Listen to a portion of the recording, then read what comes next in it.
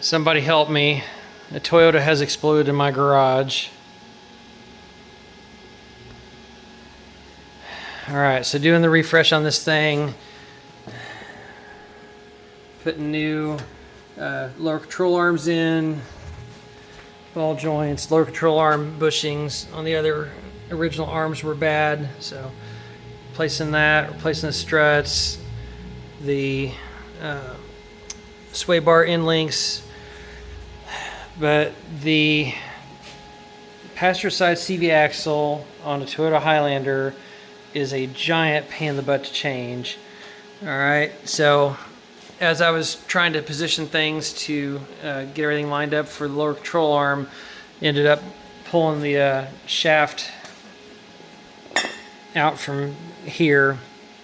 It's separated right there. So I went ahead and got a new axle, import direct. These come from O'Reilly's. I've been running these in my car for, gosh, like 160,000 miles now. So way different design than the Honda. So this is where it goes in the transmission here. It has this bearing. So rather than the intermediate shaft that my Honda has, it has this bearing here that goes in this bracket.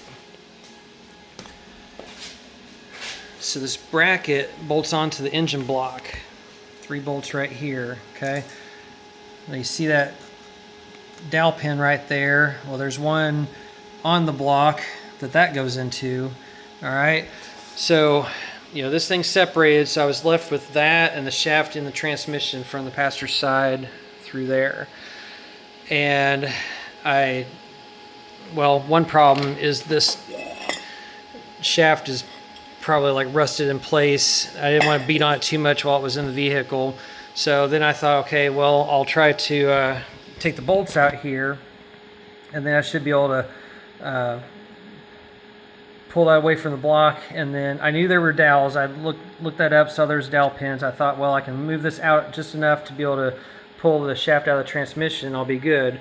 Nope, wouldn't budge. No matter what I did to try to pry on that thing, couldn't get it out. I know it's small there, not very deep, but I couldn't get it to come loose, and I didn't want to put too much stress on the shaft that was left in the transmission right there. So I finally resorted to cutting the thing.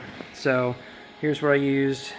Milwaukee Sawzall. I used the 9-inch blade. There's a 14 and an 18 tooth per inch. I used the 18 TPI.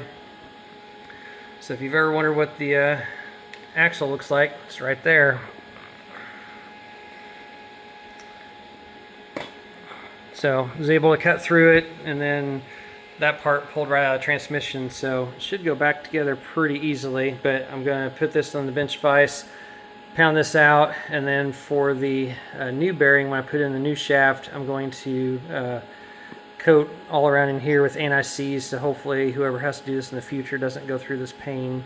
But I've seen these things called impossible axles, and never in my life have I had to cut an axle to get it out of the vehicle. But this was a giant pain in the butt.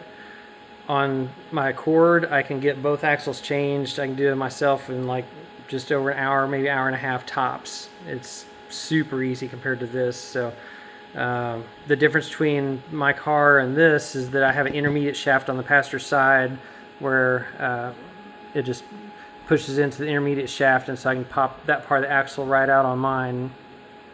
But yeah, this thing sucks. So we're gonna get it all together. We're gonna make it right and make sure it's a good, safe vehicle for whoever buys this. But yeah, this one's getting sent on to someone else, but gotta make sure it's done correctly. But I just wanted to show you how much of a pain in the butt this was. I've never had to deal with that for an axle.